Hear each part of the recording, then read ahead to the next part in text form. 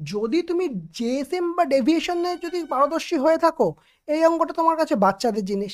বলছে 20টা সংখ্যার গড় হচ্ছে 12, প্রথম 12টি সংখ্যার গড় 11, পরের 7টি সংখ্যার গড় 10 হলে শেষ সংখ্যা কত হবে? কি বলেছে? 20টা সংখ্যার গড় বলেছে 12, এটা অলরেডি বলে দিয়েছে। ঠিক আছে, প্রথম 12টা সংখ্যা যেটা, তার গড় বলে দিয়েছে 11, আর পরের 7টি সংখ্যার গড় যেটা, সেটা বলে দিয়েছে 10।